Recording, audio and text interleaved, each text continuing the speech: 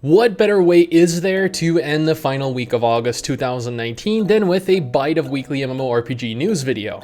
Since this is the final week of August, I would one last time like to thank all of you for being a part of this journey. August marks the 3-year anniversary of my channel, and I, along with the channel, wouldn't be here without all of you. We've built up quite the community, and I hope together we continue to grow larger and closer. So with that in mind, go grab a drink and raise a glass for this week's weekly bite of MMORPG news and all the updates we have to look forward to.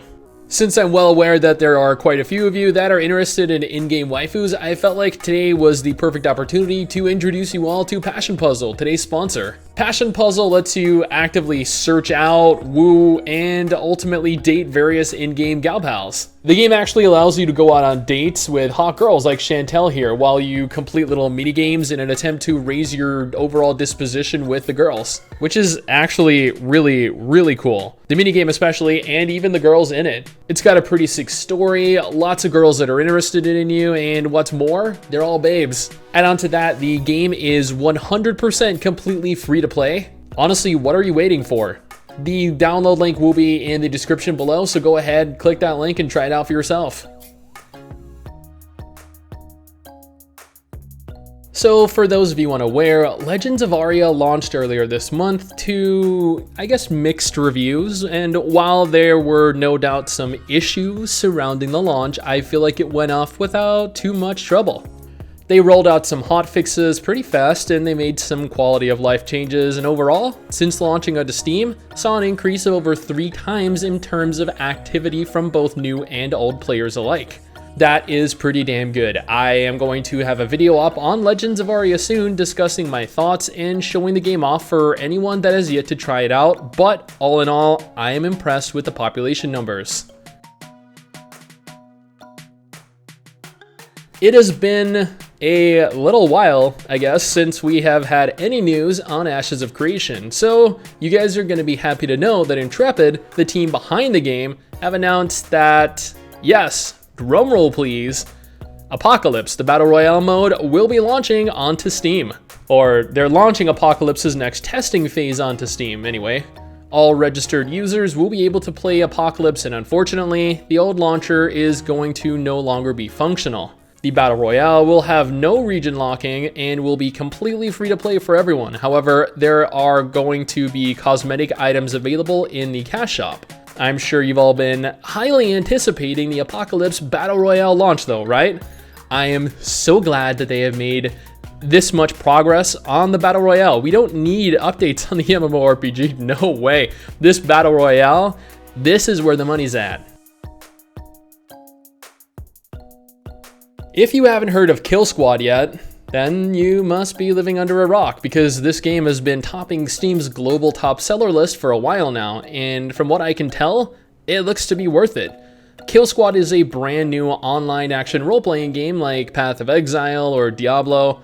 However, unlike those games that follow a story, I guess Killsquad looks to be more of a session-based online action shooter. Which is, you know, a lot of fun, granted, but listing this as an OARPG is a little disingenuous. Over 100,000 players are playing the game and new updates are being planned, so if this is something that you're interested in trying, or you're looking for a new co-op action game, then this might be right up your alley. So this one's a little confusing. See, currently there exists Dragon Nest for PC, then we have World of Dragon Nest for mobile devices. I've played World of Dragon Nest, and honestly, although the game is kinda similar, it's still a pretty different game. But Dragon Nest 2 was just announced at ChinaJoy, and it is also quite a different game. Dragon Nest 2 is taking the traditional MMORPG route. You play in a large open world as opposed to Dragon Nest that has you run instances repeatedly. Unfortunately, the game is for mobile devices, but from what we've gathered, it does include a large open world PvP, 7 total classes, a large selection of PvP modes, and 30-player dungeons. Since the game is in Chinese and being built for a Chinese market, it could be a long while, if ever, before we get to see the game in the West. And there's absolutely no telling how invasive the cash shop is going to be or how tiresome the grind will become. I did a small segment on Blade & Soul's Unreal Engine 4 update back in July, but after releasing my latest Blade & Soul video, I was bombarded by requests to readdress it. While I have a video completely dedicated to that update and specific planned in the next week, I wanted to let you all know that there is a teaser for it and it looks pretty damn good. A lot like Black Desert, granted, but you know, still pretty damn good. This is honestly the very first time I have heard of this game, but Seed is another spatial OS powered MMO that has interestingly raised about $40 million in total funding. Their most recent round of funding earning them over $22 million, which was largely in part thanks to LEGO. Yeah, this just got even weirder. Seed is a space colony simulator that is attempting to push the boundaries of what MMOs can be. I don't really have much more in the way of information, but nevertheless, I am curious to see where this goes, especially considering the state spatial OS games are in these days. Well, that and the immense amount of funding from LEGO. My wife and I just started a full playthrough of Guild Wars 2, and shortly after we did, ArenaNet announced that they would be running a special 2x Mastery Experience event beginning September 3rd. This is to assist in allowing players to catch up to current content. Why they're trying to assist with the grind is currently a little uncertain, but it may have something to do with their big announcement coming on August 30th. Are we getting news on a new potential expansion? Maybe. Well, I guess all we can do is wait and find out.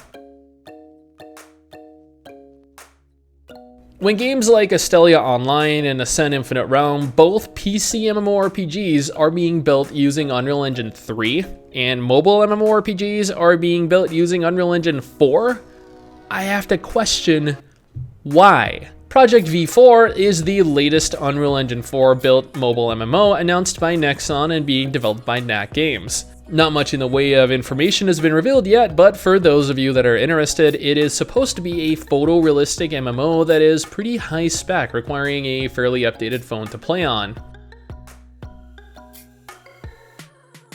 Yes, it is true. The once popular MapleStory MMO is merging servers, leaving North America with a grand total of 5 after the dust settles. Players will have additional character slots and guild leaders will likely run into a few issues, but otherwise it should be a pretty smooth ride. Server mergers will begin on August 27th, with the game being playable supposedly on August 28th. If you have ever wanted to play through a Minecraft powered MMORPG, then Hegemony may be exactly what you're looking for. The game is currently being developed by an indie dev team whose lead dev works for the company behind Path of Exile. It is supposedly a full-fledged MMO, of course completely powered by the Minecraft game, and has over 1,500 hours worth of content to partake of. Honestly, from the trailer alone, it is a pretty damn good looking game, if you're fine with it looking like Minecraft, of course. And now for the news I'm sure a lot of you guys have been looking forward to, ArcheAge Unchained. Yes, it is true, Gamigo are actually launching a brand new standalone version of the game that is going to run alongside ArcheAge concurrently. They plan on keeping both versions of the game completely up to date with one another, but run them separately, with the base ArcheAge being free to play and ArcheAge Unchained being buy to play. Which I'm sure is confusing to a lot of you, and you know, I don't really blame you guys. Their goal, according to Gamigo, is to listen to the feedback of the community for the first time and provide everyone with a pay-to-win free version of the game that we can all enjoy. It just has an actual price tag this time. What I believe is happening personally here is that they are attempting to milk more money out of us like the classic Rift servers, but you know, it's just all speculation on my part. We all know from past experience here that Gamigo are amazing publishers. And that pretty much covers the majority of MMO related news that I was made aware of over the last week. If you know of anything that I missed, feel free to hit me up on Twitter or Instagram with a link to the article so that I can talk about it. Anyway guys, that is it for me. Thanks for watching. Hopefully you enjoyed the video. Don't forget to subscribe for more content like this, and I'll see you all next time. Peace.